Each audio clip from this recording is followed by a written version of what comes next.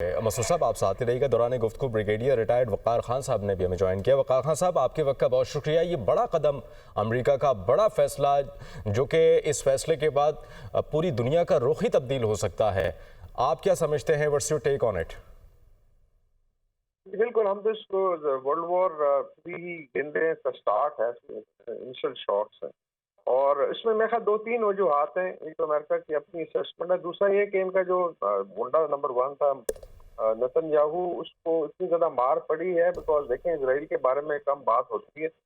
It is now colonel McGregor और Scott Ritter's American analyst कह रहे हैं कि स्मैश हो चुकी है डिफेंस स्टेबिलिटी। कोई जहाज वहां से नहीं उड़ रहा, वो बेसिकली साइप्रस से ऑपरेट कर रहे हैं। अभी बीच सेंटर को उड़ाया गया, कल नेतन्याहू रो रहा था वहां पे बैठ के। डिमोना का न्यूक्लियर जो सेटअप था उसको हिट किया गया। इनका जो C4I सिस्टम्स हैं SR के, वो हिट किए गए हैं नजेद डेजर्ट में। और हाइफा पोर्ट जो है ऑलमोस्ट 50% डिस्ट्रॉय हो चुकी है।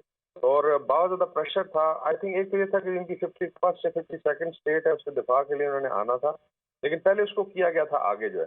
दूसरा जो है, आई थिंक लोग समझते हैं कि शायद ये सरप्राइज था ईरान के लिए। ईरान में जितनी भी मिलिट्री वॉर गेम्स है 30 साल से हो रही हैं, वो यही है कि एक सीक्वेंस में अटैक होगा। पहले इसमें इसराइल सामने आएगा और इनके प्रॉक्सीज, उसके बाद अमेरिका आएगा। तो वो I think they are ready for it.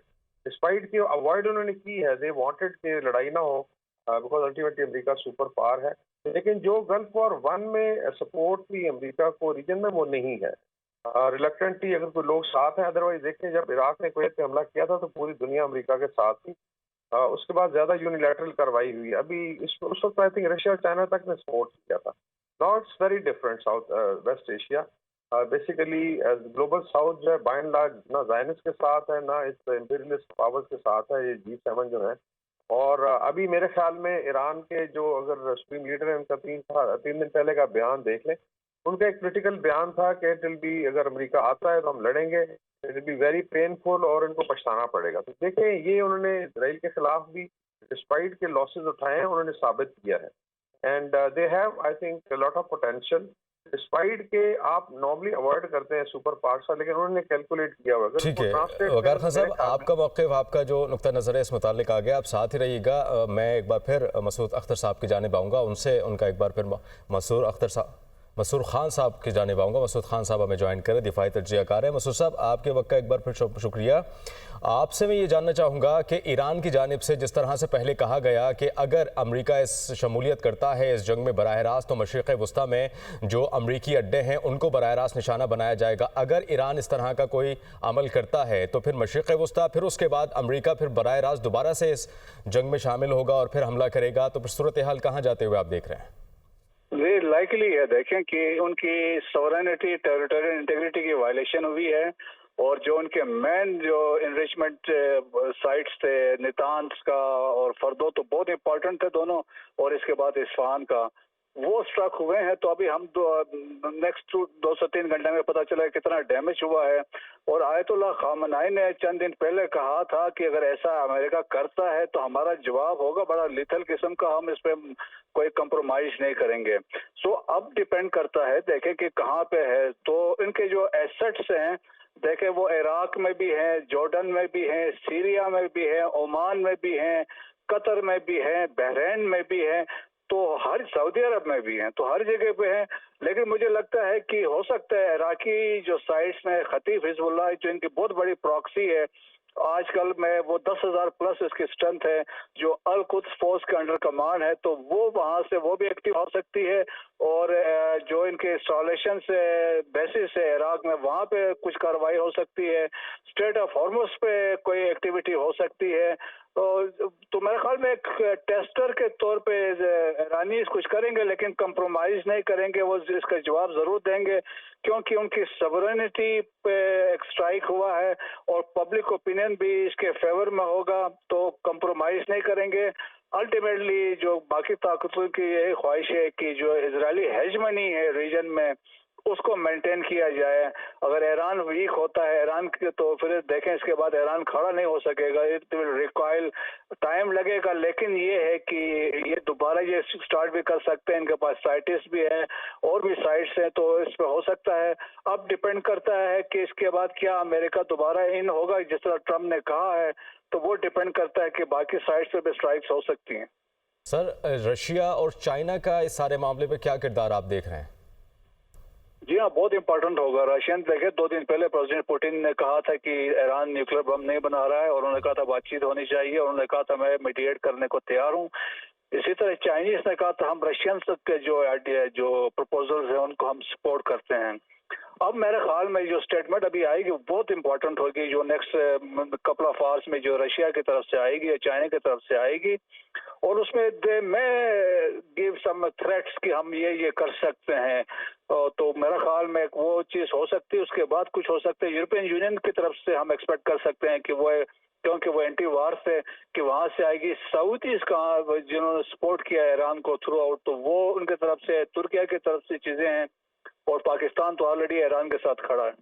अच्छा सर, अभी वक्त की ज़रूरत कितनी है कि नेशनल सिक्योरिटी काउंसिल का इजलास बुला लेना चाहिए सारे मामले पर, चूँकि 6 करारदादें तो ऑलरेडी मौजूद हैं नेशनल सिक्योरिटी काउंसिल में इस मामले पर। अब कितनी अहम ज़रूरत आप समझते हैं इस इजलास की? सिक्योरिटी काउंसिल की बात कर रहे हैं आप? जी जी, नेशनल सिक्योरिटी, यूनाइटेड अक़वाम मुत्तहिदा की, यूनाइटेड जी हाँ, नेशंस की। देखें उसकी तो कोई वैल्यू नहीं है। आप देखें कि वो, उनकी कोई हैसियत नहीं है। अगर वो पास भी कर भी देते हैं, अमेरिका वीटो कर देगा। सो कोशिश तो यकीनन वहाँ पे दोबारा होगी। चाइना पाकिस्तान मिल के करेंगे। चाइना परमानेंट मेंबर है, पाकिस्तान नॉन परमानेंट मेंबर है, तो दे कैन प्ले रोल। तो वहाँ पे कर सकते हैं, तो सिंबॉलिक उसके इम्पैक्ट हो सकते हैं। बाकी तो कोई, अब वी डोंट एक्सपेक्ट कि वहाँ से कोई उनका डिसीजन हो आप इम्प्लीमेंट करेंगे, वो नहीं हो सकता है। द ओनली थिंग है कि अमेरिका है, प्रिवेल कर सकता है, इजरायली इसको डिक्टेट कर सकता है, एंड देन द चाइनीज है, रशियंस है, सऊदीज हैं, तुर्किया है, पाकिस्तान है, they can play an role.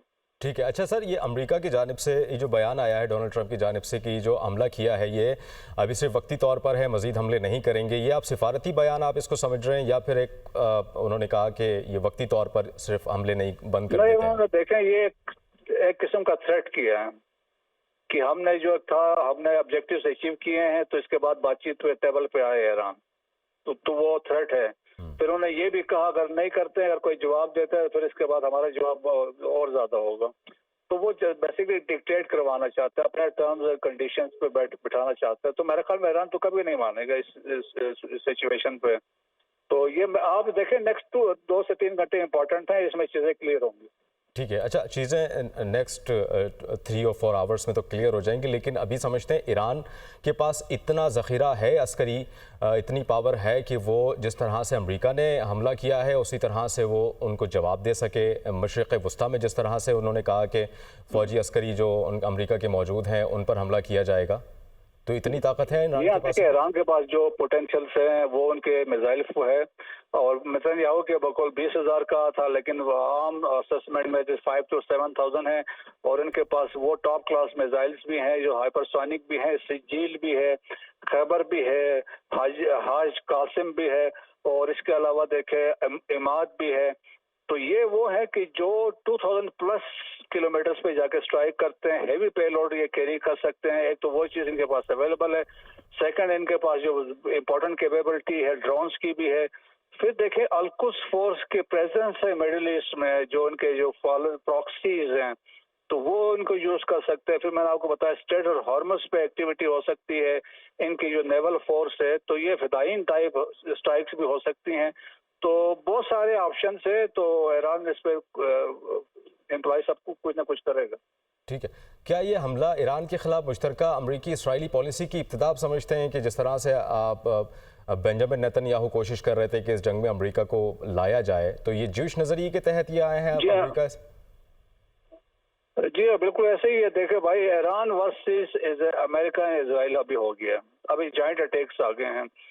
अपने बल बोते पे इसराइल की कैपेबिलिटी ही नहीं थी ईरान का कुछ वो बिगाड़ सके, बल्कि ईरान ने उनका ज्यादा नुकसान किया था। ईरान प्रिवेल कर गया था, और उनका जो इजरायली डिफेंस सिस्टम था, डिफेंस सिस्टम वो फेल हो रहा था। हमारा 40% तो जाके हिट कर रहे थे, तो वो भी मसाइल थे। तो दैट्स वाई मेरे ख्याल में उनको बेल आउट किया अमेरिका ने इस मौके पे आके।